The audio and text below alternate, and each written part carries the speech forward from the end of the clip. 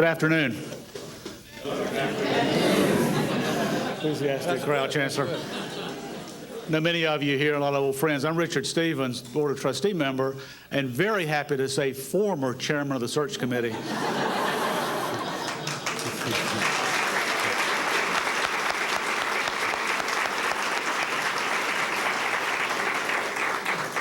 It may be slightly cloudy outside, but it's a bright blue Carolina day here in Chapel Hill. We are delighted that the Board of Governors unanimously elected a new chancellor this morning, following up on a unanimous vote of the Board of Trustees and a unanimous vote of the search committee for our new chancellor. We're just delighted that he's here. I know that you are anxious to get to know him and have me stop talking, so let me now introduce to this group Chancellor James Moeser and his wife, Susan.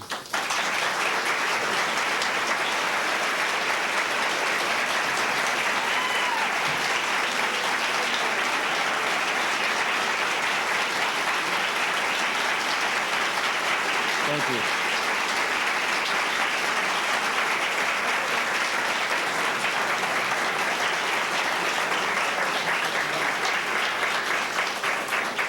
I can't tell you how excited Susan and I are to be here. I feel like I have been a North Carolinian all my life, but I've never been here before. Actually, I've been here before, but I've never lived here.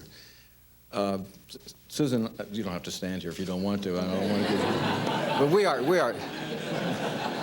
we are so excited. Let me just tell you a little bit about why we're excited and why this is going to be so much fun. By the way, I'm looking out here, one of my oldest friends, Thomas Warburton, from the Department of Music. I played the organ for Tom Warburton's wedding.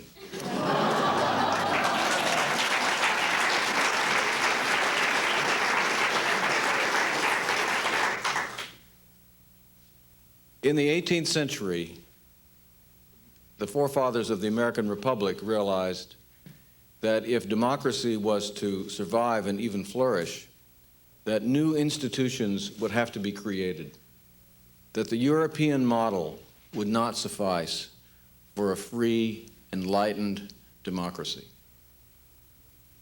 And it was the people of North Carolina, followed shortly thereafter by Thomas Jefferson and the Virginians, who realized that the new institution that needed to be created to preserve, protect, and really inspire and to continue to feed American democracy would be a new kind of university, a public university, dedicated to the ideal of access to anyone who is qualified to benefit from such an education, no longer limited to an aristocracy defined by heredity and land. That was a revolutionary concept. And from that concept sprang not only this great university, the first public university in America, but a whole system of public higher education, which is now literally the envy of the world, which has propelled this country to a position of world leadership, not just in terms of military power or information technology, but in terms of culture and indeed an enlightened democracy. The United States of America in the 21st century stands at a unique place as the only remaining superpower.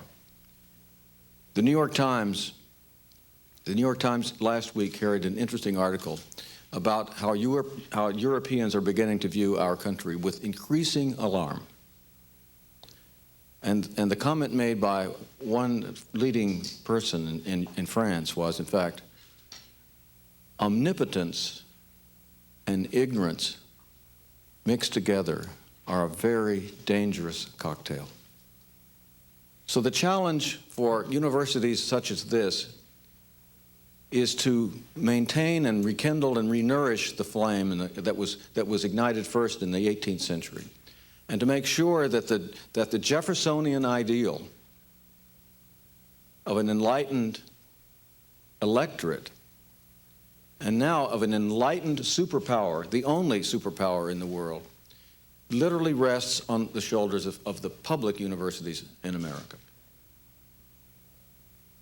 The wonderful thing is that the University of North Carolina at Chapel Hill not only stands at the beginning of this wonderful development, which has created the prosperity that and the power that we enjoy as a nation. It not only stands at the inception, at the genesis, but it stands literally at the pinnacle of the whole system of higher education institutions in this country. And therein is both the challenge and the opportunity. I told the search committee that what attracted me to Carolina was not, important though it is, was not the preservation of a great tradition. And let me say parenthetically, I'm absolutely dedicated to doing that, and I'll talk about that in a moment. But I do not regard, and I don't want to regard my tenure on this campus as simply a preservation of the status quo, but rather an opportunity to take this university to a position where it will not be one of the top 5 or top 3 public universities in the United States, but the best public university in America. That is our goal.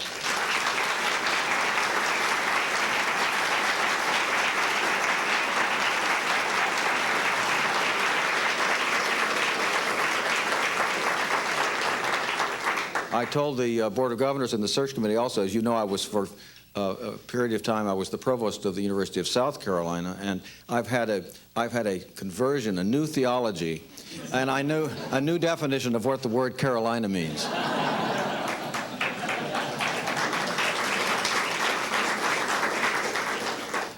There is no zealot like a convert. I want to say a little bit about the special tradition and culture of this campus. I talked about preservation, and while that's not our ultimate goal, it's very important.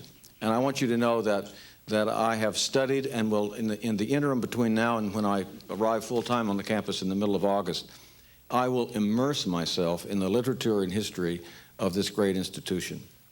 Because it strikes me that knowledge of that and the ability to articulate what is special about this place is actually critical to the main goal, which is not only maintaining and improving upon public and state support for the university, but more importantly, building the endowment, building private support for endowed professorships, scholarships, fellowships, facilities that will be the lever that will really move the University of North Carolina to the pinnacle of higher education in America. And the secret of that will be for me and for all of us to be able to continually articulate what is indeed special about Carolina. We will be able to tap into the love and loyalty of Carolina alumni, which is deep and resonant, because students who come to this university, from the moment they set foot on this campus, realize that there is something special about the academic experience on this campus.